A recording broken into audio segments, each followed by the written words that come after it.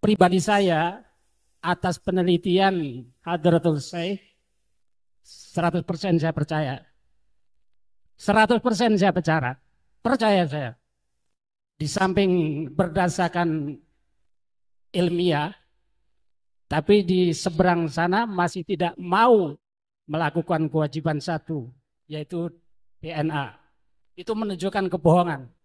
Menurut saya, tadi yang sudah dijelaskan oleh nomor 3, pertanyaan yang terakhir, bahwa Mbah Kiai mengatakan haram, tapi kalau menyenangkan boleh. Bagi saya haram. Para muhibin manggil Habib haram hukumnya. Haram hukumnya. Kenapa? Berdasarkan penemuan Al-Mukarram Pak Imaduddin. Karena itu kebohongan.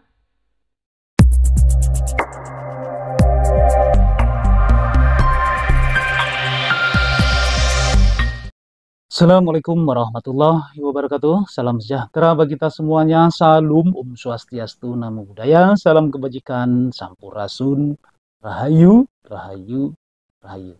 Sahabat Edo TV yang dirahmati Allah Subhanahu wa Ta'ala, segala puji hanyalah milik Allah Rabbi yang senantiasa melimpahkan nikmat kepada kita. Nikmat yang terpenting adalah nikmat sehat walafiat, sehingga kita dapat ketemu lagi di channel ini, insya Allah diberkahi Allah Subhanahu wa Ta'ala. Namun teman-teman, sebelum teman-teman menyimak video ini sampai selesai, bagi teman-teman yang belum melakukan subscribe, silakan tekan tombol subscribe-nya, tekan tombol loncengnya, aktifkan untuk semuanya, di like dan berikan tanggapan video ini di kolom komentar selanjutnya. Silahkan kalian share. Dan saya doakan teman-teman semuanya dalam keadaan sehat walafiat, dimudahkan segala urusannya, dilancarkan rezekinya, dan insya Allah mendapatkan uang tak terduga 100 miliar rupiah. Amin ya robbal alamin. Teman-teman semuanya, tadi video cuplikannya sangat seru sekali ya teman-teman ya, bahwa ada salah satu penanya yang ada di dalam dialog Kiai Haji Imaduddin ya, bahwa para mukibin itu haram hukumnya memanggil nama Habib. Nah, seru ya. Karena sudah ada kajian ilmiah tesis Kiai Haji Imaduddin bahwa keturunan Ba'alawi bukan keturunan Nabi Muhammad SAW. Jadi silahkan disimak video ini sampai selesai, dipahami ya, supaya teman-teman tidak gagal paham. Karena dialog seperti ini bagus sekali ya teman-teman ya, untuk menambah wawasan supaya kita lebih paham untuk meyakini yang apa kita yakini, supaya tidak salah dalam meyakini sesuatu. Oke, tidak berlama-lama, silahkan simak video berikut ini. Assalamualaikum warahmatullahi wabarakatuh. Hadirin wal hadirat sekalian yang kami muliakan, teristimewa kepada beliau Bapak Kiai Imaduddin. Perkenalkan, nama saya Bapak Imam Arba'in. Saya alhamdulillah oleh beliau Bapak Kiai Haji Ainun Siha dipercaya sebagai salah satu asatid yang membaca kitab kuning di Miftahul Jannah ini sekemampuan saya. Cuman begini Bapak Kiai, mohon maaf, pondok kita ini kan fokusnya ke Al-Quran, sehingga untuk kitab kuning yang kita kaji biasanya yang kecil-kecil saja. Itu pun kadang katamnya ngoyo, mohon maaf terkadang. Begini Pak Kiai, dan kebetulan salah satu kitab yang sekarang saya kaji dengan santri-santri ya, itu adalah kitab Sulam Taufik. Kemarin juga kami bahas bersama dengan anak-anak. Jadi inti pertanyaan kami langsung saja ke poin. Dalam kitab Sulam Taufik itu adalah, mohon maaf, sarahnya yaitu Mirqatus Suhudi Tasdik, Syekh Nawawi Banten itu menyebut pengarang kitab Sulam Taufik pada awalnya dengan sebutan Sayyid. Ya, beliau berarti Syekh Nawawi Banten mengiktiraf kalau pengarang kitab Sulam Taufik yang itu kan nyata-nyata Ba'alawi, itu oleh beliau Syekh Nawawi Banten disebut dengan istilah Sayyid. Itu kami temukan kemarin di kitab Sulan Taufik. Berarti kan di situ dapat kita ambil kepahaman bahwasannya beliau mengakui kalau pengarang kitab Sulan Taufik yang notabene itu adalah Ba'alawi termasuk keturunan Rasul. Karena Sayyid itu kan istilah untuk keturunan Rasul yang masyhur di luar Indonesia. Berarti bisa ndak kalau itu kepahaman itu kita tarik lagi dengan beliau mengatakan bahwa pengarang kitab Sulam Taufik dengan istilah Sayyid dan nyata-nyata itu dari Ba'alawi, bisa nggak kita ambil kepahaman berarti beliau juga mengakui kalau Ba'alawi itu adalah Sayyid atau sah sebagai keturunan Nabi. Seandainya itu bisa, bagaimana seandainya ada orang mengatakan, Pak Yai, hanya seandainya orang Mbah Yai Nawawi saja mengiktiraf atau mengakui kalau pengarang kitab Sulam Taufik yang itu Ba'alawi itu adalah Sayyid, mengapa Bapak Kiai kok tidak mengakui? Ya. Mungkin sementara itu saja yang dapat kami pertanyakan, mungkin yang lain juga masih ada yang mau tanya. Sekian itu saja. Wallahul muwaffiq ila aqwamit thoriq. Wassalamualaikum warahmatullahi wabarakatuh. Suun nggih. Pak Ustadz Imam Arba'in. Moga selanjutnya. Bismillahirrahmanirrahim.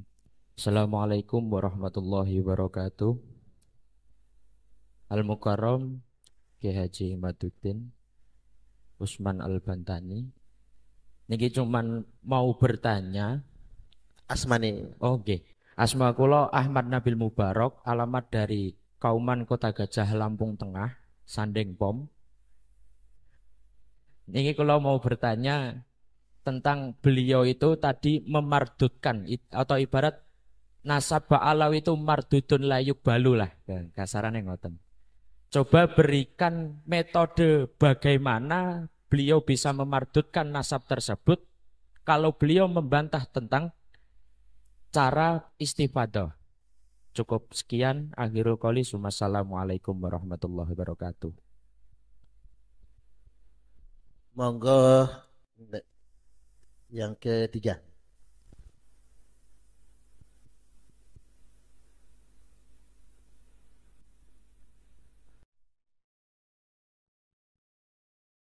Assalamualaikum warahmatullahi wabarakatuh.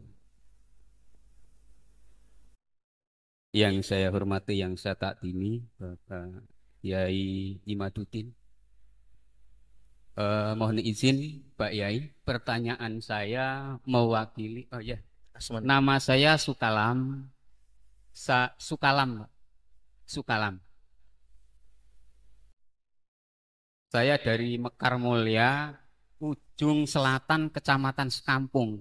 Saya orang Udik, Pak Yai. Saya orang kampung. Ini pertanyaan saya adalah mewakili masyarakat awam. Jadi pertanyaan saya langsung saja Pak Yai. Yang pertama, tadi kami selalu mengikuti apa yang disampaikan Pak Yai tentang putusnya keluarga habaib. Mohon sedikit kalau penjelasan, insya Allah kami tadi sudah jelas tentang putusnya keluarga habaib. Nah, apakah di Indonesia, di seluruh Indonesia ini, semua yang disebut habib, yang disebut habaib itu putus? Jadi kami masyarakat awam pada umumnya bisa menyikapi dan saya pun bisa menyampaikan tentang hal ini kepada halayak. Karena bagi orang awam itu tidak paham dengan yang namanya kitab ini, kitab itu dan sebagainya.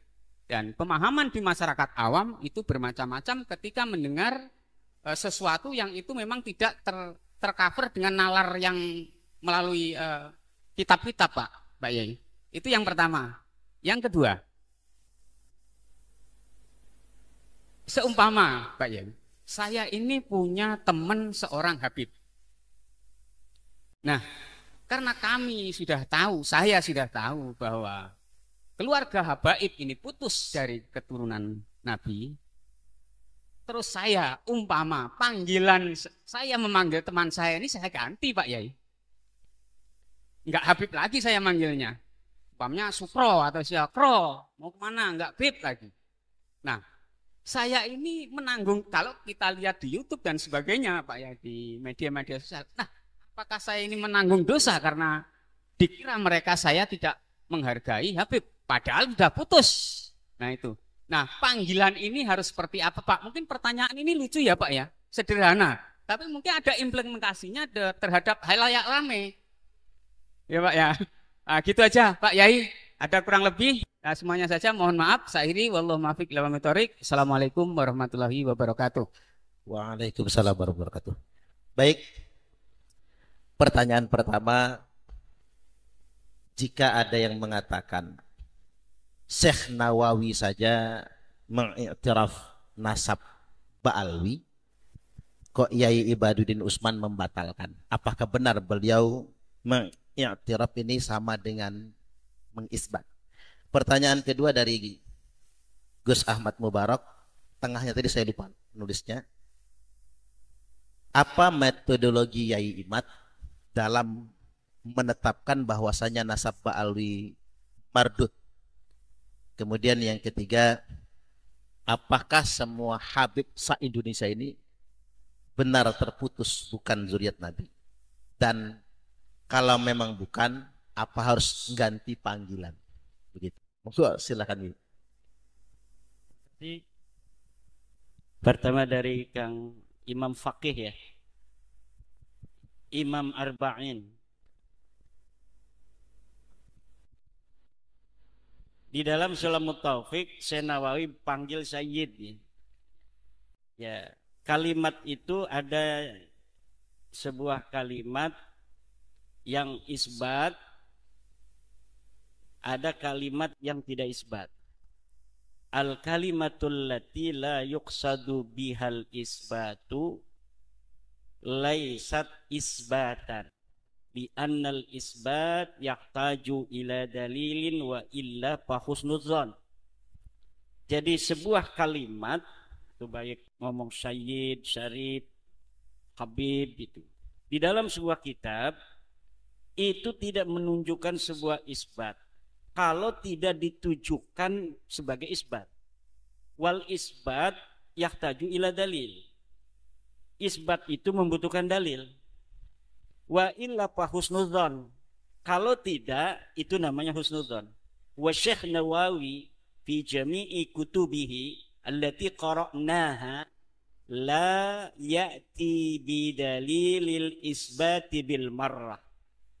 La ya'ti Syekh Nawawi fi jami'i kutubihi bi dalaila wa barahina haula isbati ba'lawi. La yakunu dalilun wahidun. Tidak ada satu dalil pun Syekh Nawawi Tenara Al-Bantani dalam masalah mengisbat Ba'lawi ini. Tidak ada dalilnya. Cuma itu masuknya mimbabi husnidzon. Wal qa'idatu taqulu bi anna dhannal bayyina khata'uh la ibrata. Kalau sebuah dhon itu sudah jelas salahnya, itu tidak dihitung. Walau kharaja min waliyin. Walau kharaja min waliyin. Makanya di dalam Islam itu agama dalil. Nahnu ashabud dalili haitsuma yakunu dalilun wahidun qabilna wa illa radadna. Kalau ada dalil kita terima, kalau tidak ada dalil kita tidak terima. Siapapun itu, makanya kasyaf tidak bisa menjadi dalil. Misalnya ada waliullah ngomong, saya bermimpi bertemu Rasulullah SAW mengatakan Ramadan itu besok. Tidak bisa. Tidak bisa dijadikan dalil. Kenapa? Karena itu jalannya husnudzon. Bahwa benar dia itu bertemu Rasul. Husnudzon saja. Ya kan? Husnudzon karena ada dalil hadis, siapa orang yang bermimpi bertemu Nabi, maka dia sama dengan bertemu Nabi. Tidak mungkin Nabi itu ditemukan dalam mimpi, bukan. Itu maksudnya dalam ilmunya itu masih husnudzon, masih dzon. Maka ketika Syekh Nawawi mengatakan As-Sayyid itu belum tentu mengisbat. Lihat di dalam kitab Rasail fi Ilmil Ansab, kitab Nasab. Lihat di dalam kitab Muqaddimat fi Ilmil Ansab. Kalimat Sayyid dan Syarif tidak menunjukkan apapun dalam pengisbatan kecuali dia menunjukkan qarinah dan dalil yang ada. Kalau misalnya ada qarinahnya, apa qarinahnya? Kalimat wahada isbatun minni li ba'lawi. Itu isbat. Dalilnya ada enggak? Kadang-kadang orang mengisbat enggak ada dalilnya, kayak Syekh Mahdi Roja itu. Walaupun mengisbat kalau tidak ada dalilnya, kemudian kita menemukan dalilnya, kita muridnya yang menetapkan ini, misalnya guru kita, tetap kita enggak boleh terima. Li'anna taqlida ba'da duhuril hujjati haram. Walau li syaikhina. Ini hukum Islamnya begitu, kaidahnya dalam hukum Islam tuh. Ini guru kita menetapkan. Kata guru kita yang namanya 5 tambah 5 itu 15. Guru kita ngomong begitu. Kemudian kita pengen muayana. Kita ambil jeruk 5 tuh 2 3 4 5. Tuh 2 3 4 5 kita kumpulin. Dihitung sama kita. 1 2 3 4 5 6 7 8 9 10. 5 tambah 5 itu 10, bukan 15. Walau yang ngomong guru kita mau nurut guru kita, apa kita nurut sesuai hitungan kita? Sesuai hitungan kita, karena kita yakin ini yang benar. Siapa aja yang ngomong? Selain sahibah hadal qabri. Siapa? Nabi besar Muhammad SAW. Qala Malik kullu ahadin, kullu qawlin yuraddu wa yuqbalu illa sahibah hadal qabri. Setiap orang ucapannya bisa diterima dan bisa ditolak kecuali sahibah hadal qabri man huwa nabiyuna Muhammad sallallahu alaihi wasallam li annahu la yantiqu anil hawa illa wahyu yuha. La yantiqu anil hawa illa wahyu wa ma yantiqu anil hawa illa wahyu yuha. Hanya Rasulullah. Nabi besar Muhammad sallallahu alaihi wasallam mengatakan saya adalah turunan Ibrahim. Walaupun enggak ada dalilnya, udah kita terima Rasulullah kok. Al-Qur'an mengatakan ala millati abikum Ibrahim. Berdasarkan agama orang tua kalian, leluhur kalian namanya Ibrahim. Al-Qur'an mengatakan Nabi Muhammad dan orang Arab keturunan Nabi Ibrahim. Dalilnya mana? Manuskripnya mana? Bagi kita orang Islam enggak penting. Karena sudah Al-Quran yang ngomong. Nabi Ibrahim sudah ngomong abina Ibrahim. Al-Quran sudah ngomong ala millati abikum Ibrahim. Sudah tidak ada lagi perdebatan. Nabi sudah ngomong, Al-Quran sudah ngomong. Tapi kalau Ubed ini nggak ada di Al-Qurannya Pak. Nasab Ba'lawi ini nggak ada di hadisnya. Yang ngomong Ali As-Sakran. Syekh Nawawi ini namanya qaulun muhtamilun. Bisa mengisbat, bisa tidak. Bagaimana kita tahunya? Dari dalil aja. Ada dalilnya enggak? Kalau ada dalilnya, mari kita verifikasi. Kalau tidak ada dalilnya, ya udah kita abaikan. Kita anggap saja dia tidak mengisbat. Ketika kita tidak mengisbat hari ini, itu husnudzon pada Syekh Nawawi. Husnudzon pada Syekh Nawawi. Bahwa Syekh Nawawi sebenarnya sudah tahu bahwa mereka bukan cucu Nabi. Adapun kalimat sayyid itu la yadullu alal isbat. Lihat di dalam ilmu nasab. Seperti kitab Rasail fi Ilmil Ansab, Muqaddimah fi Ilmil Ansab, setiap lafaz sayyid dan syarif tidak menunjukkan apapun dalam pengisbatan. Itu yang pertama. Nanti bisa dibantah atau bisa ditambahin oleh penanya. Yang kedua, mardudun layuk balu itu bagaimana thariqahnya? Ya sudah ada. Silakan baca di dalam kitab itu. Rasail fi Ilmil Ansab, Muqaddimat fi Ilmil Ansab. Itu tentang ilmu nasab secara diroyah. Bagaimana cara kita mengisbat? Mengisbat itu pertama ya harus dengan kutubun nasabin, riq'ah. Kutubun nasabin itu riq'ah, riq'atun nasabin itu kitab-kitab nasab. Di kitab nasab ada enggak? Oh ada katanya ini kitab nasab namanya Tuhfatut Talib. Bahwa Alwi adalah anak Ubed, Ubed anaknya Ahmad. Abad berapa? Abad 10. Ya abad 10. Karena mereka ngakunya abad 9 kok. Coba abad yang sebelum abad 9 ada enggak kitab nasab yang mengisbat bahwa Alwi ini anaknya Ubed? Tidak ada, Pak. Dari mulai kitab abad keempat, Siri Silsilatil Alawiyah, Tahdibul Ansab, abad kelima, Al-Majdi, Muntaqilatul Talibiyah, ini abad kelima semua. Tidak ada yang mengisbat Ubed sebagai anak Ahmad. Di abad ke-6, Syajarah Mubarakah, karangan Imam Fakhruddin Ar-Razi, kitab Al-Asili, kitab Al-Fakhri, kitab As-Sabatul Musan, di abad 7-8, tidak ada yang mengisbat. Baru nanti di abad 9 mereka bikin kitab. Disinilah mereka mulai ngaku setelah 550 tahun dari kematian orang yang diaku. Orang yang diaku itu 345 Hijriah. Mereka baru nulis mereka keturunan dia 550 tahun setelahnya, yaitu tahun 895 Hijriah. Hada yadullu bil qat'i ala annahu minal kidzi wazzur. Ini adalah kedustaan dan pemalsuan saja. Yang ketiga,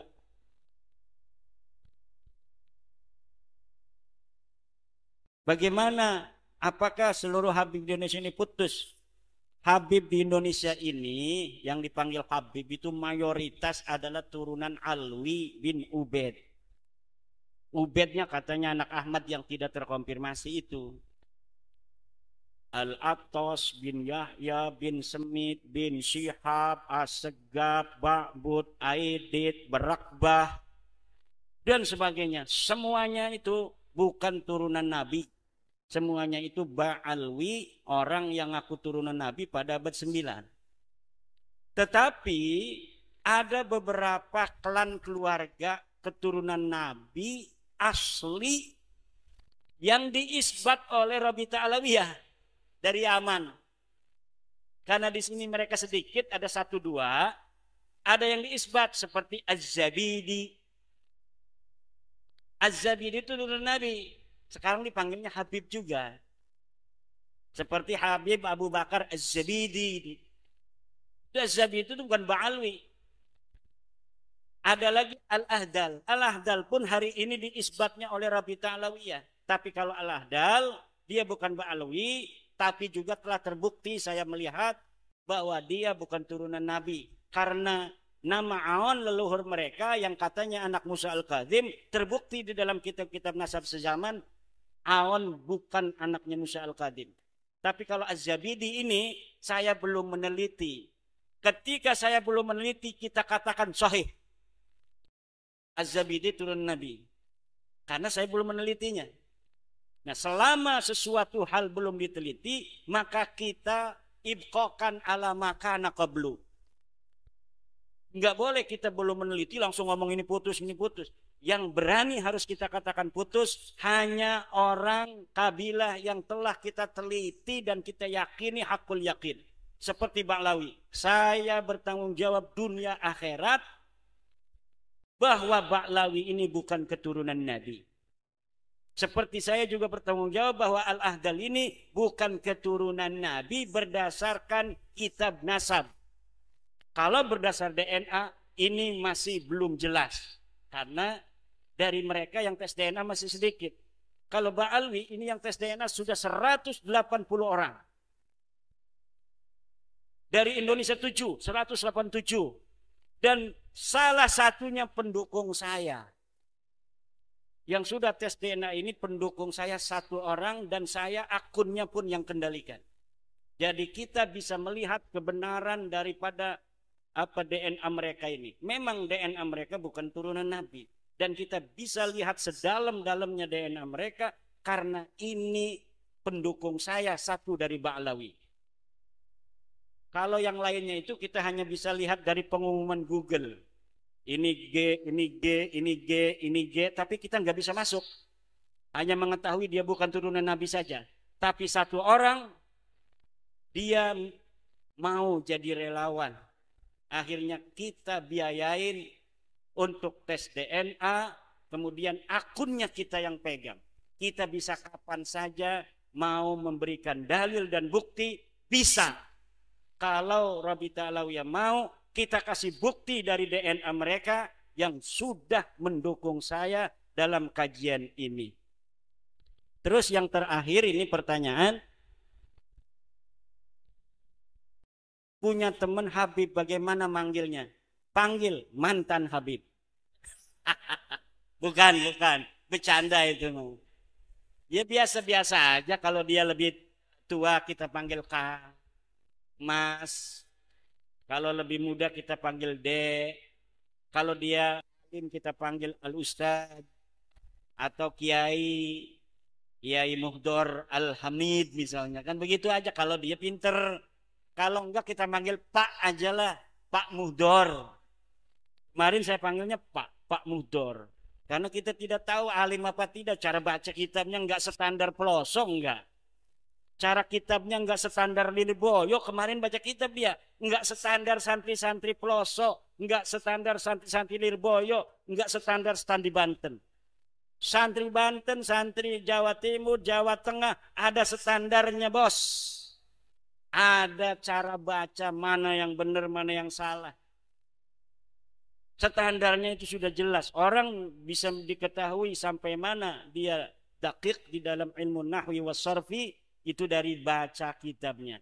Kalau pengertian, orang-orang yang belajar di Mesir, di Yaman, itu walaupun nahu sorobnya kurang bagus, dia bisa baca kitab. Tapi sama orang-orang Indonesia bisa disalahin walaupun dia lulusan Mesir itu. Kenapa? Di sana ilmu nahu sorobnya enggak hebat kayak di Jawa. Saya bilang makanya ulama Indonesia jangan sembarangan. Walau ngomong Arabnya kurang pati paseh, tapi tahu orang Arab salah ngomong itu. Jadi orang Arab kalau ngomong bisa disalahin oleh santri-santri Indonesia. Jangan macam-macam. Yang banyak hafal Alfiah itu santri Indonesia daripada santri Mesir, daripada santri Yaman. Santri Indonesia yang paling banyak hafal Alfiah, yang paling banyak bisa baca kitab itu santri Indonesia. Yang layak menjadi mujtahid itu santri Indonesia. Kenapa? Belajarnya harfan-harfan min bismillah ila wallahu a'lam bisawab. Mereka di sana sekarang ini belajarnya enggak kayak dulu. Dulu hebat-hebat. Sekarang belajarnya kayak di kuliahan. Ngambil suatu bab, buka kitab anu, bab anu. Tapi tidak dari bismillah, barokahnya kurang. Kayaknya jangan bangga-bangga anak luar negeri. Mondok di Indonesia aja. Jadi pinter, jadi ulama besar. Tapi jangan sampai mau taklid melulu. Alfiah hafal, kadang-kadang ada yang hafal Bukhari. Hafal Quran banyak di Indonesia, hafal Bukhari ada. Di Banten ada yang hafal Quran, hafal Fathul Mu'in. Coba, bacanya aja susah. Santri Pelamunan, sekarang udah agak tua dia. Umurnya masa saya. Itu hafal Fathul Mu'in, hafal Bukhari. Tapi nggak pernah ngaku-ngaku hebat. Biasa aja. Maka jangan inferior kita sebagai bangsa Indonesia. Ini kita dari sisi kulit inferior kepada orang Eropa. Dari sisi agama kita inferior pada orang-orang Timur Tengah. Kalau sudah ngaji di Timur Tengah, dibanggain. Belum tentu Pak bisa baca kitab walaupun dia paham apa yang dibaca. Karena mereka sering baca kitabnya bahasa Arab aja. Ketika baca banyak yang salah. Bisa disalahin oleh santri Indonesia. Apalagi yang bukan dari Timur Tengah. Dari Persia kayak Syekh Mahdi Rojai. Kemarin ngomongnya aja bahasa Madura apa itu. Syekh Mahdi Rojai saya nggak paham. Menjawab saya pakai bahasa bukan bahasa Arab. Saya nggak paham. Apakah saya dibohongin sama penterjemah? Saya tidak tahu. Maka santri Indonesia dari Sabang sampai Merauke. Terutama yang saya kenal itu adalah santri Pulau Jawa. Ilmunya mutabahir fi kulli fannin minal funun. Tapi hari ini kenapa kita ini belum go internasional? Karena masih ada inferior. Ada taklid di sana yang belum bisa diberantas. ada taklid yang belum bisa diberantas. Ada rasa inferior terhadap orang Timur Tengah yang belum bisa hilang. Padahal dia hafal alfiyah, padahal dia hafal qawaid usuliyah, dia hafal qawaid al-fiqhiyah, dia tamat jam'ul jawami, dia tamat al-mustasfa. Kitab-kitab fikih yang tinggi-tinggi, yang tebal-tebal itu, kalau orang Banten baca Tuhfatul Muhtaj itu dibaca dari A sampai Z itu. Mughnil Muhtad dibaca dari A sampai Z, bukan hanya nyari-nyari kitab, dibaca. Tafsir Jalalain, Marah Labid, Ibnu Katsir, Tafsir Tabari dibaca. Dari jilid pertama sampai jilid terakhir itu dibaca. Dulu kiai-kiai di Banten bacanya kitab apa kalau tasawuf? Al-Insanul Kamil. Itu tahun 1634 sudah baca kitab Al-Insanul Kamil. Ada manuskripnya. Lah, hari-hari ini kita terkungkung oleh taklid yang tiada tara. Mau ngomong kebenaran aja kita nyari-nyari taklid. Misalnya taklid pada Syekh Murtadha Az-Zabidi. Kemudian terbukti Syekh Murtadha Az-Zabidi tidak nulis itu. Oh, kita taklid pada Ibnu Hajar. Ibnu Hajar itu ikhbar. Kalimatun la yuqsadu bihal isbat. Kenapa diketahui kalimatun la yuqsadu bihal isbat? Di annahu la yati bidalilin wa burhanin. Karena dia tidak pakai dalil dan tidak pakai burhan. Bagaimana kita mengikuti seseorang yang tidak ada dalil, sementara orang yang punya dalil dibilang dajjal? Aneh bin ajaib. Kenapa ini? Ada kungkungan taklid, kungkungan apa ya dalam santri kita ini yang belum bisa keluar. Insya Allah barokah bab nasab ini, tahun depan Indonesia santri-santri Nusantara akan terbebas dari kungkungan inferioritas sebagai bangsa Nusantara, kungkungan taklid yang tiada tara, sehingga kita apa saja di dalam masalah agama menunggu fatwa dari Darul Ifta, menunggu fatwa dari Mesir. Ngapain kita tunggu-tunggu dari sana? Kita sudah punya LBM PBNU. Saya kenal yang ada di LBM PBNU 20 para santri-santri kiai yang luar biasa ilmunya. Kenapa kita harus tunggu dari luar negeri dulu tentang fatwa suatu masalah hukum? Belum yang di PWNU LBM-nya luar biasa. Kenapa kita harus menunggu dari luar negeri? Sekarang ditetapkan oleh bangsa Nusantara, Ba'lawi bukan cucu Nabi. Lu mau ngomong apa? Seandainya ada ulama-ulama luar negeri yang mau untuk membela, silakan datang, kita diskusi. Silakan datang bawa dalil, kita adu dalil. Ulama Indonesia, santri Indonesia siap mulai hari ini sampai hari kiamat untuk bersaing dengan ulama-ulama internasional. Hari-hari ke depan, kalau hari ini kita masih naruh anak kita ke Yaman, masih naruh anak kita di Mesir, masih naruh anak kita di Saudi, masa depan orang-orang Mesir, Saudi, Yaman yang harus mondok di Indonesia kalau mau pintar. Kalau mau pintar, mondok di Indonesia. Itu masa depan. Itu insya Allah barokah bab nasab ini. Wallahu wal muwafiq ila aqwamit thoriq. Ada lagi silakan. Ya. Jadi pada Ustadz Imam Arba'in, Sayyid itulah ya dulu alal isbat. Sebutan Sayyid di situ tidak menunjukkan kepada isbat. Karena ada kata menarik dari Yai Imad tadi, siapapun tidak boleh menolak sebelum meneliti. Kita boleh berhusnudzon sebelum meneliti. Syekh Nawawi Al-Jawi Al-Bantani kemungkinan besar beliau tidak menolak karena memang beliau belum meneliti. Dan setelah ada penelitian maka zon tidak digunakan lagi. Jangan ada tanggapan lagi?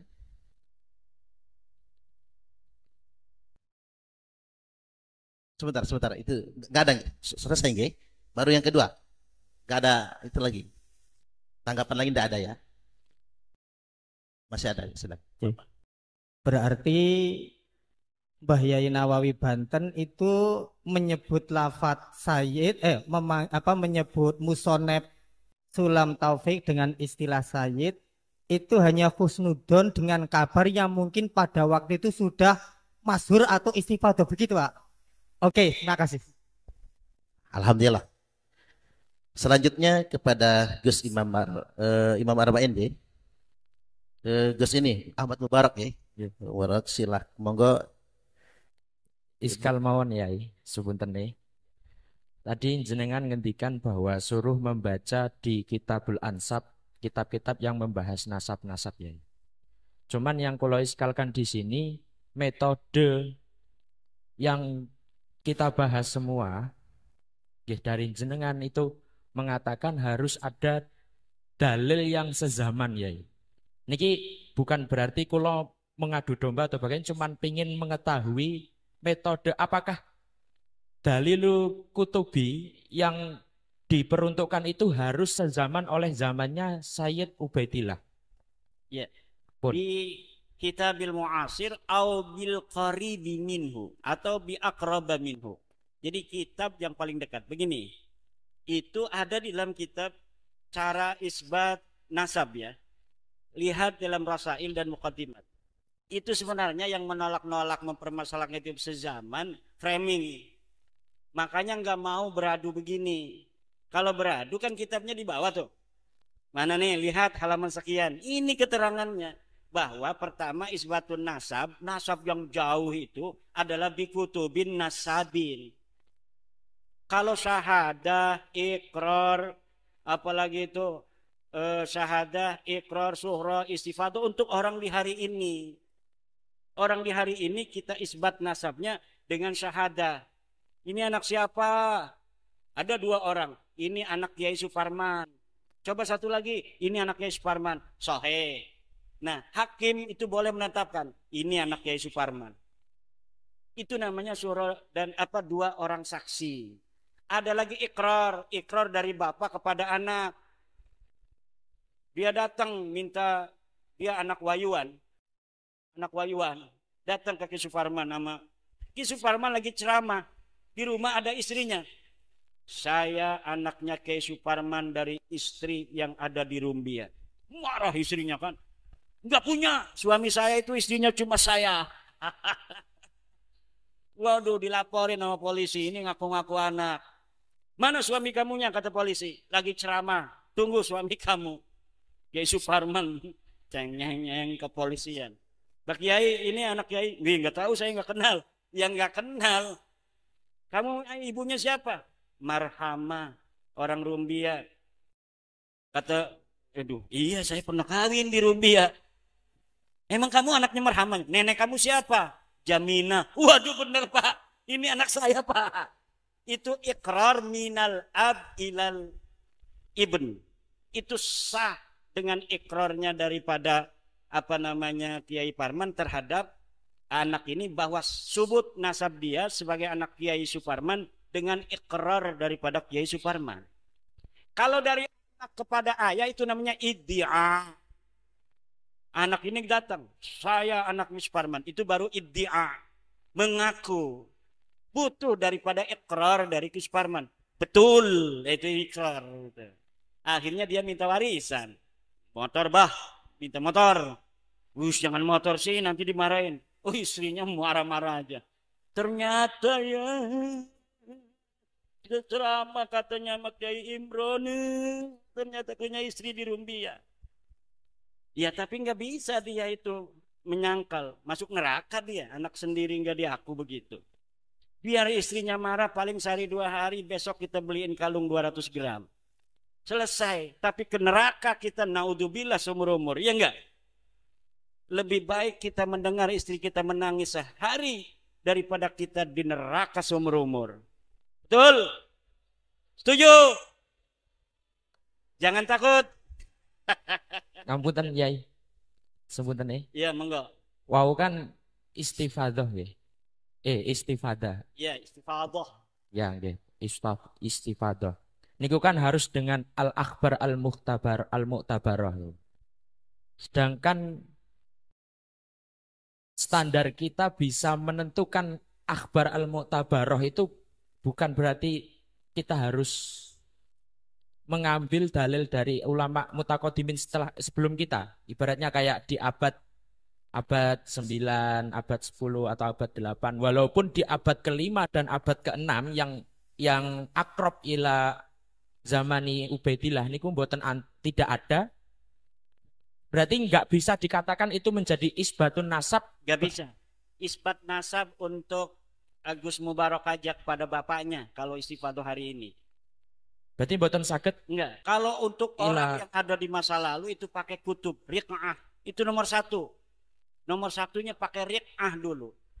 Coba kitab nasab yang ada di masa itu atau yang dekat dengan zamannya. Nah, kalau misalnya yang satu zaman 383 Ubaid ini belum ada kitab, baru ditemukan di abad ke-7. Ini sama sekali tidak ada sebelum abad ke-7, maka abad ke-7 ini dipegang. Namanya dalam ilmu sejarah excellencio. Excellencio itu mengambil sesuatu yang kuat menjadi dalil terlebih dahulu sebelum adanya yang membatalkan. Kalau misalnya ini abad ke-7 kita pegang lalu datang abad ke-5, maka ini batal. Yang berbeda itu. Abad ke-5 kita pegang 5 aja, li'anahu akrab. Karena dia lebih dekat. Tapi kalau misalnya ini abad ke-5, ini abad ke-14. Tapi abad ke-14 ini berdasarkan dalil yang ada di abad ke-4. Kemudian sahih ini setelah dikritisi sumbernya, maka kalimat yang ada di abad 14 seperti kalimat saya yang berdasarkan kitab-kitab abad ke-4 itu bisa diterima. Yang itulah yang menjadi musbit, pengisbat daripada meruntuhkan abad 9 dari Ba'lawi itu. Berarti sepakat istifadah nggak bisa buat insopul ila. Tidak bisa. Kakek-kakek itu ya. Bisa. Cuma ahli nasab itu sebagian ada yang ngomong al-istifadah al-mutadawilah fi kulli zaman. Sebenarnya itu ya sama juga untuk kitab-kitab. Al-mutadawilah fi kulli zaman itu kan berarti dengan kitab-kitab itu istifadahnya. Cuma itu namanya takalluf. Takalluf. Ya udah sih bilang aja pakai riq'atun nasabah bahwa seorang bisa diisbat sesuai dengan masanya atau masa yang terdekat yang ditemukan itu saja. Tidak usah dipegang istifadah fi kulli zaman segala macam. Itu namanya takallufun minna. Sama aja ujungnya mah. Jadi ada istifadah fi kulli zaman. Bagaimana mengetahui istifadah fi kulli zaman? Bikutubin nasabin gitu. Ya, ada lagi? Oke. Coba berikan ibarat secara gamblang bahwa itu dalil yang kita ambil harus yang fi zamanil akrab ila madlulnya niku. Itu ada di dalam kitab itu Rasail fi ilmil ansab. Rasail fi ilmil ansab muqaddimah itu ada di arsip ya. Jadi siapapun bisa melihat Rasail fi ilmil ansab. Bagaimana tariqu isbatin nasab. Itu sudah jelas. Caranya adalah riqa'ah. Riqa'ah itu kutub.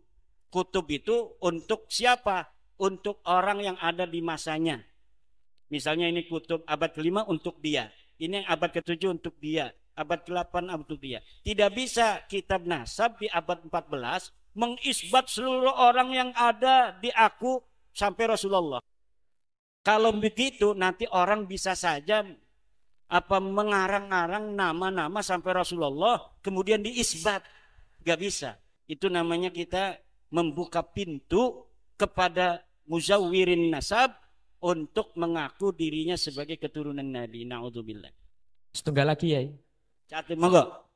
Tadi kan jenengan bahwa memang Habib itu sudah termardut layuk balu. Ya. Kita manggilnya Pak Dil kalau lebih tua atau Pak atau gimana. Itu kenapa kita tidak bisa memanggil dengan panggilan Habib kayak seperti halnya pada waktunya Syekh Nawawi.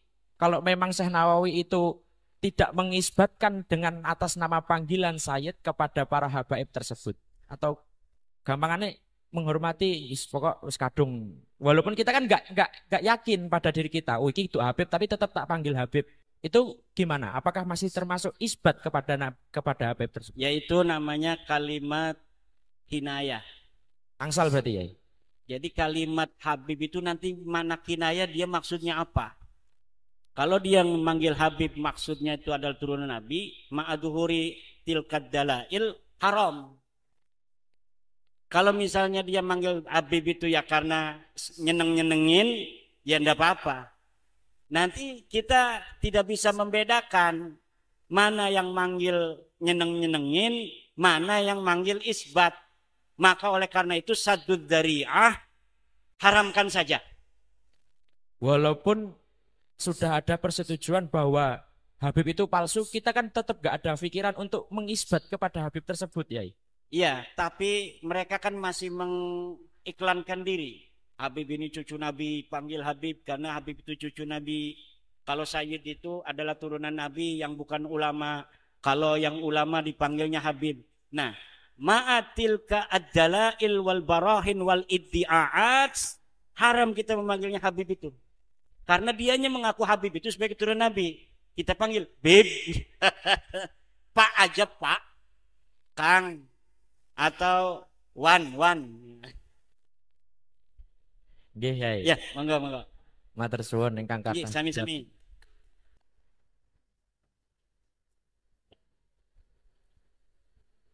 Ini baru dialog loh Pak, dialog yang hangat, bagus sekali. Yang jelas sudah 5 abad setengah lebih tidak ada catatan mengenai Ubadillah. Itulah mengapa kalau pakai kitab abad sekarang ya semua orang nanti akan ngaku-ngaku semua nantinya. Terus termasuk panggilan Habib tadi, saya juga Gus masih manggil Habib itu Habib kalau ketemu gitu ya. Jadi tapi dengan niat ya karena mereka suka dipanggil Habib ya kita panggil Habib walaupun dengan i'tiqad mereka harus dengan niat. Kalau nggak pakai niat nanti haram hukumnya.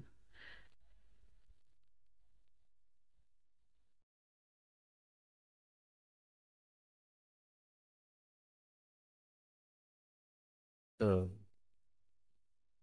Jenengan ada cukup ya. Monggo yang berikutnya. Ya, monggo. Wah, yang depan monggo Gus. Baik, terima kasih. Nami kulo Syekhuddin.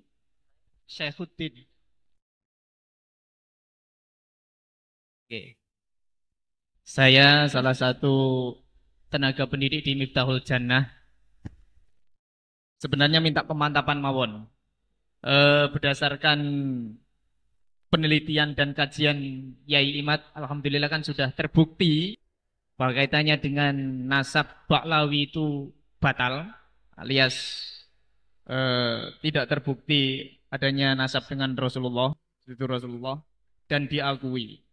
Nah, ada beberapa golongan ataupun ada beberapa orang yang mengatakan kalau sudah ditemukan dan sudah diakui, kemudian diberitakan kemana-mana, bukankah itu membuka aib? Nah, aib bagi para habaib itu tadi. Dan bukankah membuka aib mereka itu adalah golongan dosa? Ini maksud kami bagaimana pertanyaannya? Pertanyaan bagaimana kami bagaimana cara memberikan pemahaman kepada mereka bahwasanya ini bukanlah aib atau bagaimana, apakah intinya bagaimana cara menerangkan bahwa ini bukanlah sebuah aib untuk memberikan pemantapan kepada mereka bahwa kita bukan ghibah. Ya, terima kasih. Baik. Terima kasih Ustaz Syekhuddin. Yang berikutnya yang kedua, monggo.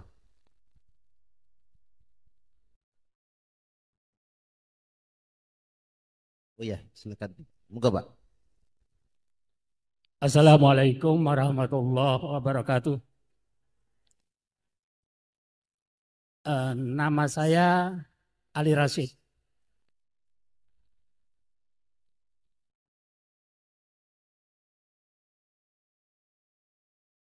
Sekali lagi, nama saya Ali Rashid.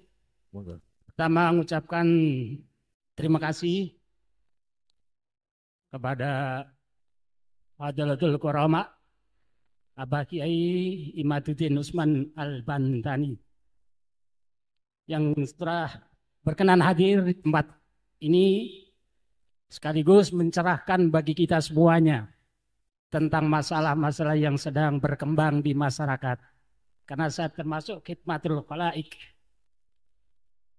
Dan pribadi saya atas penelitian Hadratul Syekh 100% saya percaya.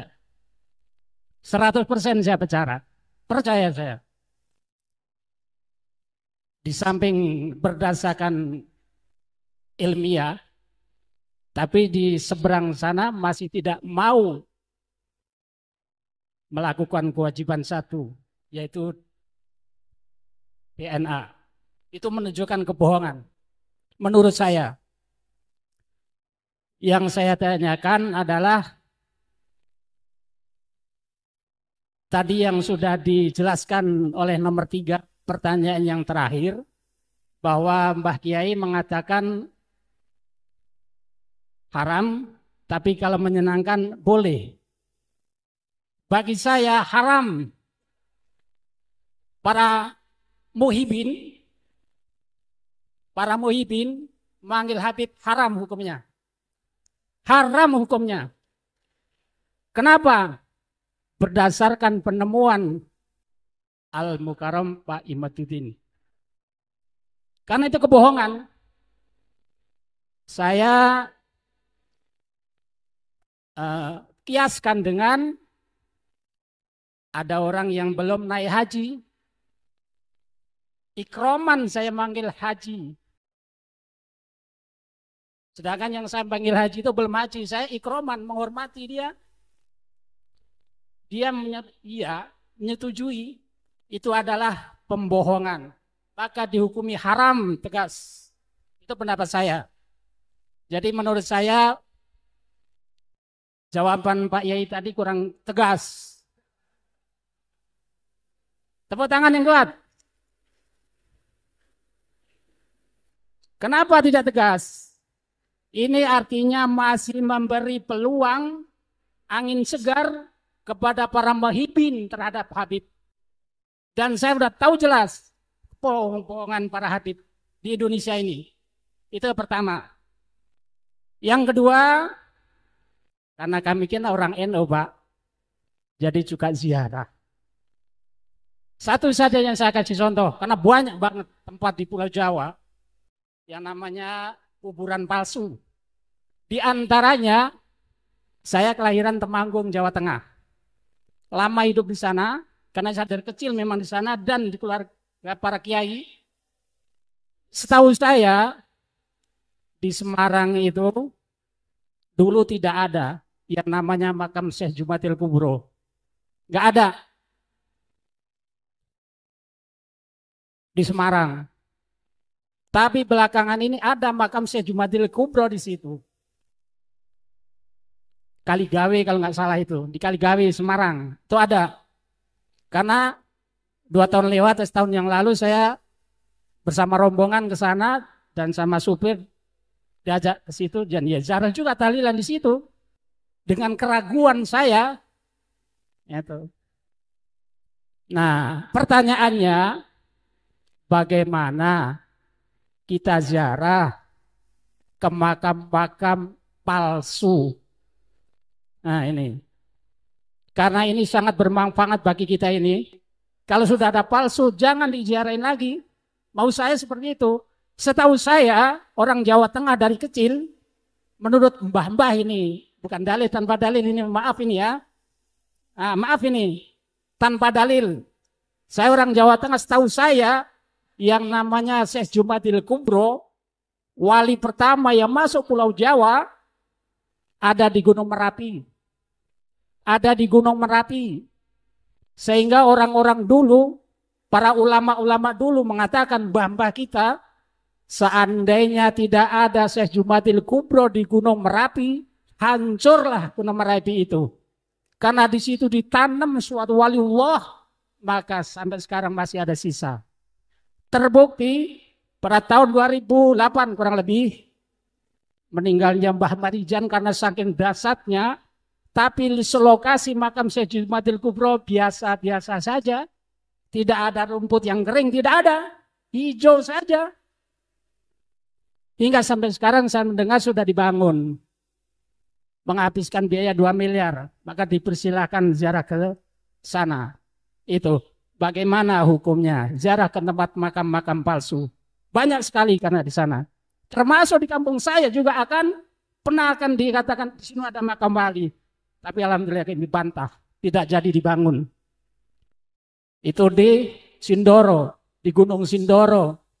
Itu tempat saya lahir. Karena saya tahu dari kecil di situ memang ada, menurut sana makam aulia itu ada 2 dan akan ada 3 lagi.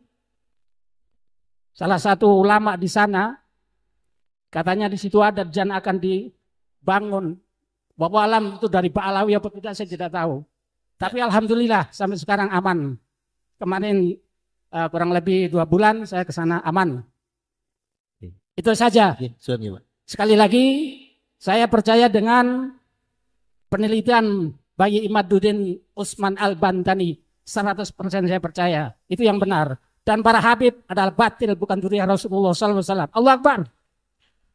Sekian, assalamualaikum warahmatullahi wabarakatuh. Langsung.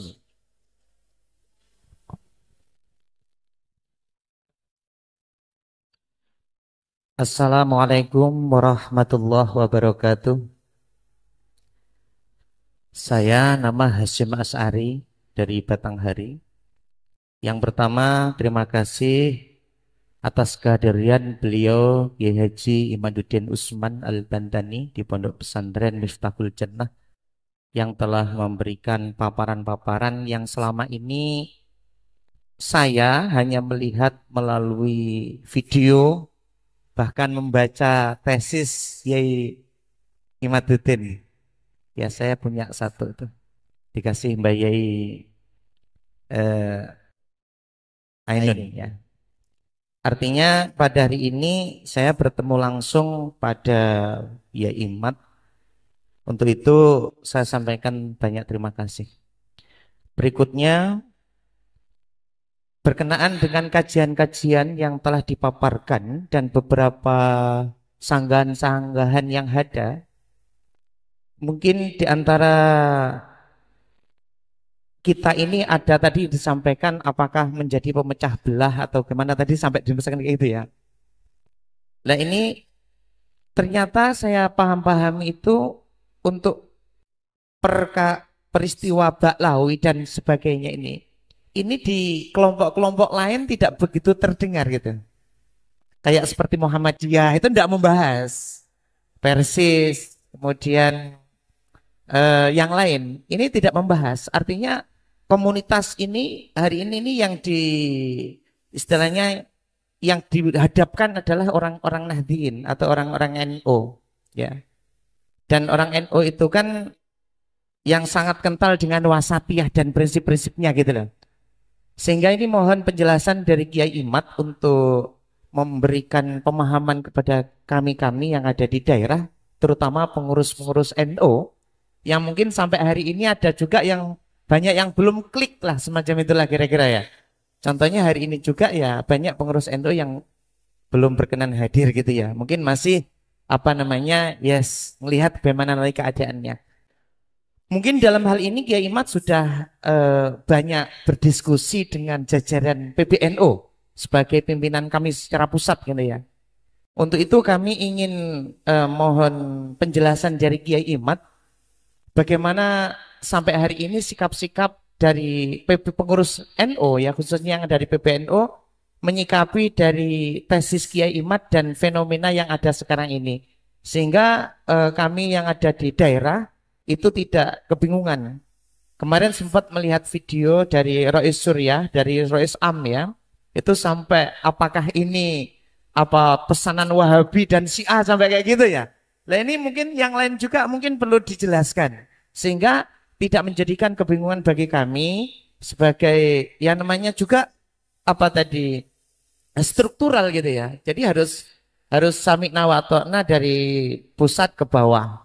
Untuk itu kepada Yai Imad mohon penjelasannya terhadap tanggapan-tanggapan dari PBNU khususnya menyingkapi masalah Baklawi ini. Sehingga nanti kami-kami yang ada di daerah ini akan tahu bagaimana cara kami untuk terus tabayun. Yang kedua, berkenaan dengan para habaib, itu memang kami yang ada di daerah mungkin mbah-mbah yang lain juga sangat merasakan itu. Ya, yang setiap kali, bahkan setiap hampir enggak sampai 1 minggu sekali itu kami didatangin gitu. Ya bagus sih, silaturahmi bagus, yang disampaikan bagus gitu ya.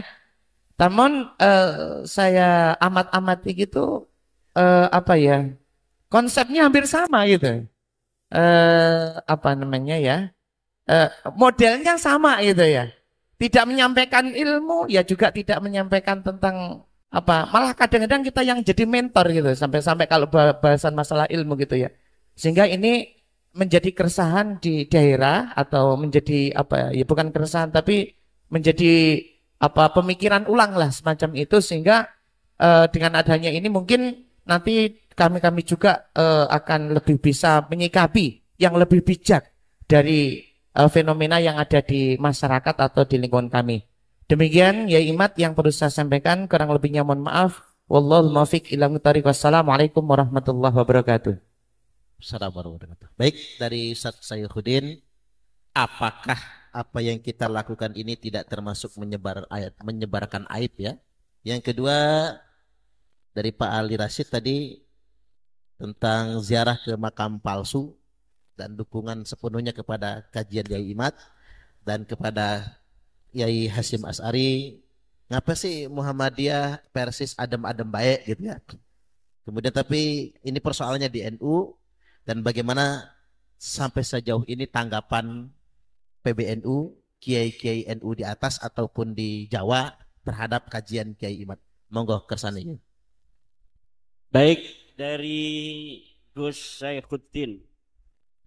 Kalau sudah ditemukan tesis bahwa Ba'lawi bukan turunan Nabi, kenapa harus dibuka-buka seperti membuka aib kan ya? Kita bukan membuka aib, tapi kita sedang mengikuti perintah Allah Subhanahu wa taala dalam Al-Qur'an. Allah berfirman, "A'udzubillahi minasyaitonirrajim, ud'uhum li'abaihim huwa aqsatu 'indallah. Fa illam ta'lamu aba'ahum fa ikhwanukum fid dini wa mawalikum wa laysa 'alaikum junahun fima akhta'tum fihi walakin ma ta'ammadat qulubukum." Itu ud'uhum li abaihim. Panggil orang itu sesuai dengan bapaknya, aba, keturunannya. Boleh bapaknya, boleh panggil dengan kakeknya, boleh panggil dengan buyutnya. Tapi jangan panggil selain daripada keturunannya ke atas. Boleh dipanggil Gus Saifuddin bin Adam, boleh, karena Adam keturunannya ke atas. Boleh panggil dengan kakeknya kayak Nabi Muhammad, Muhammad ibnu Abdul Muttalib. Ana nabiyyun la kadhib, ana ibnu Abdul Muttalib. Ana nabiyyun la kadhib, ana ibnu Abdul Muttalib. Ana ibnu Abdul Muttalib. Boleh. Boleh panggil daripada neneknya, boleh panggil dari ibunya, Ibnu Majah, anaknya Nyi Siti Majah. Tapi kalau bukan keturunannya ke atas tidak boleh. Ud'uhum li'abaihim huwa aqsatu indallah. Bagaimana fa illam ta'lamu abahum fa ikhwanukum fid din. Kalau enggak tahu, mereka tetap saudara kamu. Panggil saja saudaraku, akhi. Wa mawalikum maula ibni Abdillah ta'al. Bagaimana kalau yang sudah-sudah kita memanggil mereka turunan Nabi? Falaisa walaysa alaikum junah. Kamu tidak berdosa. Fima akhta'tum fih. Terhadap apa yang telah kamu salah memanggil mereka selama ini. Enggak ada dosa. Walakin ma ta'ammadat qulubukum. Tapi apa yang disengaja oleh hati kalian. Sudah tahu dalilnya enggak ada. Sekarang sudah tahu mereka bukan cucu Nabi. Masih manggil mereka bib-bib aja. Maka itu yang haram. Imam Malik berkata, manin tasaba ila nasabin nabiyyi bi ghairi haqqin yushharu wa yudrabu darban waji'an. Siapa orang yang bernisbah kepada Nabi tanpa hak, yushharu, harus diumum-umumin. Ini Imam Malik nih. Coba cari di dalam kitab Qaul Imam Malik, man intasaba ila nasibin nabiyyi bighairi haqqin yushharu wa yudrabu dorban waji'an. Harusnya dipukulin juga. Ya enggak? Dulu mereka nih, Baklawi, ada kiai yang ke Wali Songo. Pakai silsilah ditaruh di tembok, suruh turunin, dipukul kiainya. Berdasarkan Qaul Imam Malik itu. Tapi kita adab Nusantara tidak, bos. Kita hanya ngomong-ngomong, diskusi, ngasih tahu saudara-saudara kita, mereka bukan turun Nabi. Kita nggak mau mukul-mukul mereka, nggak mau. Kita nggak mau persekusi, jangan takut. Wih, wajahnya ketakutan banget mau dipersekusi. Kayak karena dia memang tukang persekusi, sekarang takut banget rupanya dipersekusi. Enggak, bos, kita bikin PWI bukan mau persekusi. Kita bikin PWI mau mengatakan kami ini juga kalau mau perang siap. Tapi kalau ente nggak ngajak ya kita nggak mau perang. Tapi kalau mau perang siap. Mau apa saja siap. Mau diskusi oke. Mau perang kecil. Kami ini bangsa Nusantara suka perang, bos, kalau mau ngomong. Itu orang-orang Solo, orang-orang Jogja kelihatannya halus-halus tukang perang, bos. Inggris, Portugis ngalahin Sunda, Malaka dulu. Yang ngebebasin orang-orang Jawa, bos. Kita datang ke Aceh, ngusir Portugis, mau perang, bos, walaupun kelihatannya lugu-lugu. Itu orang Jawa kelihatannya lugu, halus, macul, tapi kalau perang siap. Adipati Unus sampai mati, bos, disebutnya Pangeran Sabranglor. Yang perempuan juga orang Jawa itu suka perang. Nyai Jepara itu memimpin perang. Malah Hayati Aceh memimpin perang. Nyi Ageng Serang memimpin perang. Cut Nyadin memimpin perang, itu baru ceweknya, bos. Belum laki-lakinya. Makanya mungkin yang suaminya sekarang istrinya satu itu istrinya dianya itu jagoan turunan Cut Nyadin itu. Jadi dia kalah. Bisa jadi Ki Mustafa begitu. Ya begitu. Jadi udah jelas bahwa hari ini kita mengadakan diskusi bukan membuka aib, memberitahu kepada umat kita sendiri, bangsa kita sendiri, saudara kita sendiri. Karena merekanya masih iklan, merekanya masih ngaku kemana-mana, ngaku turunan Nabi. Orang yang tidak percaya katanya itu menyakiti hati Rasulullah. Hati Rasulullah yang mana? Justru orang yang percaya turunan Nabi, padahal orang yang dipercaya itu bukan turun Nabi, dialah yang menyakiti Rasulullah. Bagaimana itu orang kaya pembela-pembela Ba'lawi yang sudah tahu Ba'lawi bukan cucu Nabi, tapi diyakini sebagai cucu Nabi. Apa dia nanti yang akan terjadi ketika berhadapan dengan Rasulullah? Apa dia tidak malu berhadapan dengan Rasulullah? Kata Rasul, kenapa lu katain anak ini sebagai cucuku? Dia bukan cucuku. Bener itu Imaduddin Usman itu. Kenapa kamu nggak ikut? Udah ada dalilnya. Lu ikut husnudon. Ya kita ikut ketum katanya. Ada lagi? Nanti belum ini masih dari Gus Saifuddin ya. Terus yang kedua apa, Yai? Ya. Ini tadi ada fatwa dari Ki Ali Rashid, haram memanggil Habib ya. Fatwa tuh. Dikias dengan manggil haji, haram pada orang yang belum haji gitu. Dan saya ini tidak tegas seperti Ki Ali Rashid katanya. Kemudian kuburan palsu. Bagaimana kita ziarah ke makam palsu?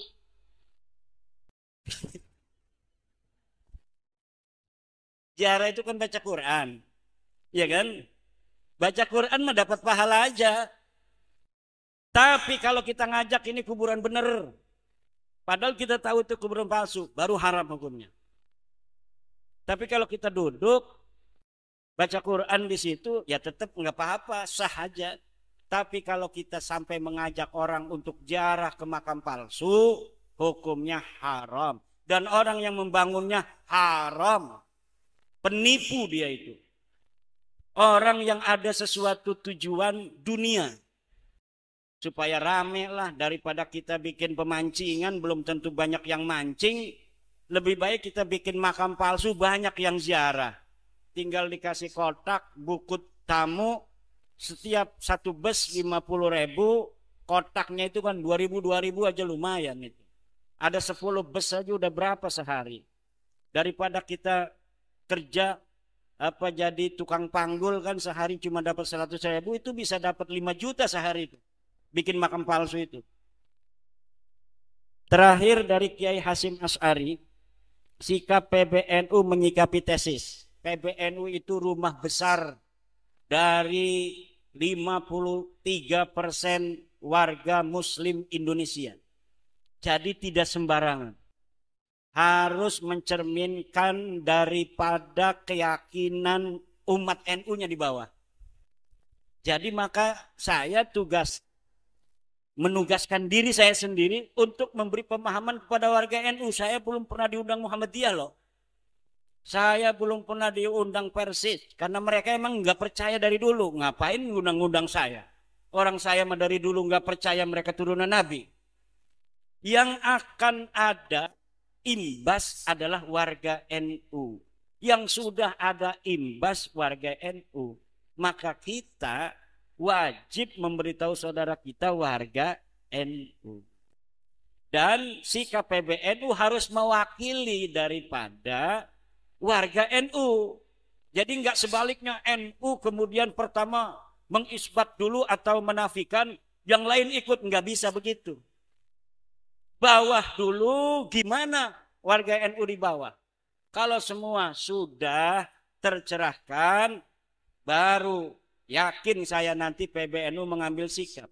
Kalau dari atas dulu mengambil sikap, bisa didemo PBNU sama mukibin-mukibin yang belum percaya. Maka ini tugas kita bersama dari bawah untuk mencerahkan saudara-saudara kita. Karena hanya mereka yang masih percaya Ba'lawi cucu Nabi yang akan terkena kejelekannya. Yang sudah tidak terkena kejelekan, yang sudah tidak percaya tidak akan terkena kejelekan Ba'lawi. Karena kita hanya bisa ditipu oleh orang yang kita husnudoni. Gak mungkin kita bisa ditipu oleh orang yang kita tidak husnudon pada dia. Tampangnya udah penipu, ngajak kerjasama sama kita, nggak mau kita. Ayo kita modal 50 juta sewa, nggak mau. Tapi kalau kita husnudon pada dia, kerjasama dalam bisnis, maka kita akan tertipu oleh orang yang kita husnudoni.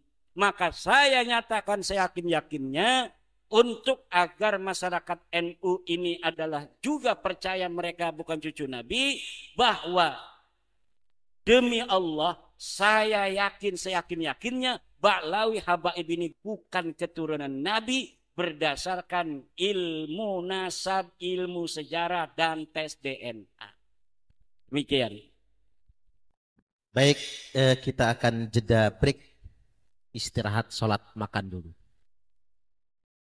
Semoga satu lagi ya, singkat aja.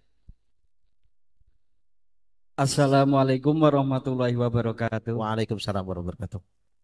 Alhamdulillah, pada kesempatan siang hari ini kita kerawuhan Yai Imad, dan alhamdulillah kita mendapatkan pencerahannya. Namun di sini saya mau bertanya tentang yang selama ini Ba'alawi itu kan udah terputus. Itu otomatis palsu. Terus yang saya tanyakan itu, yang asli yang ada di Indonesia ini, itu marganya apa dan siapa-siapa, biar untuk membedakan yang asli sama yang palsu. Selanjutnya, kalau sudah ada yang asli. Kita responnya bagaimana, manggilnya apa, langkah kita bagaimana. Seterusnya, kalau emang yang asli itu emang asli, apakah kita itu wajib memanggil dengan sebutan Habib gitu? Kalau nanti kita nggak memanggil Habib, nanti kita kedosan juga, maksudnya kan gitu. Nggak syiar soalnya. Nah, saya di sini mau minta pencerahan tentang hal itu. Sebelumnya mohon maaf ya Imat atas pertanyaan inilah. Langsung ya. Itu aja dari kami. Assalamualaikum warahmatullahi wabarakatuh. Waalaikumsalam. Siapa namanya tuh? Asmane Sugianto. Ahmad Sugianto. Kang Ahmad Sugianto. Kita pada prinsip awal tadi bahwa sebuah pengakuan intisab kepada Nabi yang belum diteliti yabqa alal asli. Dia biarkan hukumnya seperti itu ala makana alaihi min qablu. Yang sudah saya teliti itu hanya Ba'lawi. Yang saya teliti hanya Ba'lawi, bahwa Ba'lawi bukan turun Nabi. Nah, selain itu, maka kita biarkan kepada asalnya. Misalnya ada orang dari Al-Hasani, ya kan? Sebagai keturunan Nabi. Tetapi selama ini dia tidak memberikan pengakuan di hadapan publik sebagai Al-Hasani. Ya biarin aja seperti itu. Dia mengaku sebagai turunan Nabi di husnul dhonni karena kita belum meneliti. Sikap kita, ya kita berikan namanya itu penghormatan lebih sedikit saja. Kenapa? Karena sebenarnya tidak ada dalil yang sharih yang mewajibkan kita menghormati dan memuliakan keturunan Nabi. Tidak ada. Tidak ada dalil yang sharih. Kenapa di kalangan NU kok ada? Di kitab-kitab kalangan NU, tasawuf-tasawuf. Itu adalah mimbabil adab. Mimbabil adab. Adab itu tidak masuk syara.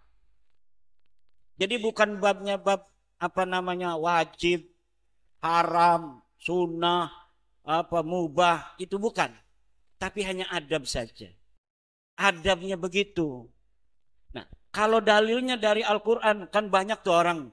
La as'alukum alaihi ajra illal mawaddata fil qurba. Ini tafsirun muhtamilun. Fil qurba ini lihat di dalam Ibnu Katsir, Al-Qurtubi, Tobari. Maknanya banyak ayat ini. Nabi itu, wahai orang Mekah, hai orang Quraisy, aku tidak mengharapkan gaji, upah dari dakwah ini. Illal mawaddata fil qurba. Kecuali cintai aku karena aku masih kerabatmu. Aku berdakwah ini jangan sampai aku disakiti. Karena aku ini masih kerabat kamu. Cintai aku sebagai kerabat kamu. Itu tafsir pertama. Tafsir yang kedua, ilal mawaddata fil qurba, kecuali engkau sayangi kurbaku. Yaitu istri, anak, sepupu-sepupu Nabi. Nah kalau sekarang keturunan apa masuk kepada kurba? Tidak, kurba itu artinya dekat. Saya dengan Ki Suparman sekarang ini adalah qarib. Kalau Kiai Suparman ke sini namanya akrab. Kalau perempuan namanya kurba. Lebih dekat. Mimba bifu'la. Kalau mudzakkar akrab. Kalau muannas kurba. Nah itu. Jadi tidak ada dalil. Al-Quran yang sering dipakai dalil sebagai kedalil mencintai zuriat Nabi bisa diuji di dalam meja ilmiah, itu tidak sharih. Tidak sharih. Hadis tentang ulama itu tidak satu dua, ratusan yang kewajiban menghormati ulama. Akrimul ulama'a fa innahum indallahi kurama. Itu di dalam hadis. Muliakan ulama. Karena mereka di sisi Allah mulia. Ini nggak dipakai. Ulama yang ngajarin apa wudhu, ngajarin Quran, kadang-kadang disepelekan ketika Habib itu sudah datang. Padahal yang ngajarin dia wudhu, ngajarin dia sholat itu kiai-kiai kampung. Kiai kampung gak dihormatin. Kadang-kadang manggil Habib itu guru saya, Habib anu. Padahal dia gak ngaji apa-apa sama Habib itu. Yang dia pinter seperti itu karena dia mondok di pesantren, gurunya nggak disebut. Kenapa? Gurunya nggak terkenal. Dia malu nyebut nama gurunya, naudzubillah. Banyak hari ini Pak begitu. Kiai-kiai pada nangis jiwanya mengetahui adab murid-muridnya terhadap dirinya. Karena apa yang dia ikhlaskan, bukan dia meminta dia muridnya untuk menghormati dia. Tapi kok saya tidak berhasil mendidik anak saya. Saya tidak berhasil mendidik murid saya. Hatinya, jiwanya kok gampang amat. Saya ini Pak, kalau di depan kiai saya, tidak mau ngomongin kiai lain. Misalnya ngalem kiai-kiai lain, nggak mau saya. Di hadapan kiai saya, yang dia adalah ngajarin saya segala-galanya, dialah yang paling mulia. Makanya saya, walaupun orang itu mengenal Abu Yadim Yati lebih hebat dari kiai lainnya di Banten, tapi karena saya pertama ngajinya sama Yai Sanwani itu yang saya sebutkan pertama kali. Karena beliaulah yang mengajar pertama kali. Baru guru-guru lainnya sesuai dengan kode waktu yang dimana saya belajar di situ. Tidak yang lebih hebat dulu kita taruh, enggak begitu. Karena pangkat di sisi Allah mah hanya Allah yang tahu. Sedangkan kita memanfaat pertamanya dari kiai kita di kampung itu. Maka dialah yang harus kita muliakan lebih dari yang lainnya. Walaupun menurut orang banyak, kiai ini kalah dengan kiai itu, kan orang kampung begitu. Tapi kita mah tidak begitu. Penghormatan kita kepada kiai kampung kita yang mengajari Al-Quran harus lebih. Guru ngaji saya kecil masih hidup Pak. Dia ustadz di kampung, masih jadi ustadz aja begitu aja sampai sekarang. Tapi saya tidak mau hadarat kalau ada dia. Kenapa? Orang saya bisa baca Quran karena dia kok. Tapi orang yang ngundang saya itu maunya saya yang baca hadarat. Untuk hadarat pimpinan pondok pesantren Nahdlatul Ulum Kiai Maduddin. Enggak mau. Saya pegang speaker, saya kasihin guru saya itu. Walaupun tuan rumah itu menyuruhnya saya. Kenapa? Saya bisa hadarat Al-Fatihah karena guru saya kok. Mbah Khalil Bangkalan naik dokar kudanya itu dari Bima. Turun langsung pas nanya dari Bima kudanya itu. Kenapa? Karena gurunya dari Bima. Al-Bima, Al-Bima. Gak mau dia berada di atas gurunya walaupun hanya kudanya yang menggunakan nama Bima. Itu akhlak adab saja. Luar biasa kiai-kiai kita. Ya, makanya sekarang ini banyak yang aneh. Gara-gara ada doktrin-doktrin. Coba doktrinnya tuh. Pengasuh pondok pesantren Darul Lughah wa Da'wah. Baharun itu ada di video di YouTube. Kiai-kiai itu jangan sampai ada perasaan lebih tinggi dari para habaib. Karena di habaib ini ada darahnya Rasulullah Muhammad sallallahu alaihi wasallam. Apa mau kita naruh anak di seorang pimpinan pesantren yang doktrinnya anak kita akan terus jadi budak dia? Gak bisa. Goblok kalau ada orang yang naruh anaknya itu di pondok pesantren model begitu. Kita bukan sedang memondokin anak jadi ulama, tapi kita sedang menjadikan anak kita budak-budak orang lain di masa depan. Dia akan selamanya anak turunannya jadi budak. Makanya sekarang kenapa saya tidak lagi baca kitab-kitab Ba'lawi?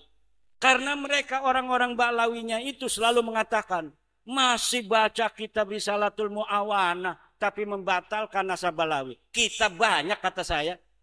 Kalau saya tidak suudon kepada siapa pengarang Risalatul Mu'awanah, tapi orang-orang yang ada di zaman sekarang ngundat-ngundat bil manni wal adha. Oleh karena itu saya tidak mau lagi baca kitab-kitab Ba'lawi. Masih banyak kitab-kitab yang lain, ribuan kitab yang dalam genre yang sama, yang bisa kita ambil barokah dan manfaatnya tanpa keluarganya ngundat-ngundat kepada saya. Tidak mau saya murid-murid saya nanti masa depan ila yaumil qiyamah Jadi terus diundat-undat. Kamu nggak bakal barokah. Karena Sulamut Taufik yang kamu aji itu adalah Ba'lawi. Guru kamunya itu membatalkan Ba'lawi. Tidak mau saya digituin anak murid saya. Saya akan jadikan anak murid saya anak-anak merdeka di masa depan. Saya tidak mau lagi ngaji kitab-kitab Ba'lawi di pondok pesantren saya. Kenapa? Karena orang-orang yang hidup di masa sekarang dari Ba'lawi ngundat-ngundat terus daripada Ba'lawi. Ngundat-ngundat terus kepada santri-santri kita ila yaumil qiyamah. Anak-anak kita tidak akan pernah merdeka di masa depan. Marhaba, saya udah nggak mau lagi marhaba ala Habib. Kenapa? Mereka yang ada di zaman sekarangnya ini ngundat-ngundat. Marhabanya dipakai, nasabnya dibatalin. Emang hanya marhaba cara ente yang ada. Kita juga punya marhaba. Nggak mau saya pakai marhaban Habib. Kenapa? Karena mereka ngundat-ngundat itu. Mereka merasa berjasa dengan itu dan mengambil manfaat dari apa yang telah dilakukan oleh leluhur mereka. Oleh karena itu, sekarang kita deklarasikan, tidak lagi saya akan membaca kitab ente, tidak lagi saya akan membaca atau marhaba dengan marhaban ente. Kenapa? Saya mau menyelamatkan anak murid dan anak keturunan saya ila yaumil qiyamah supaya tidak jadi budak-budak mereka itu.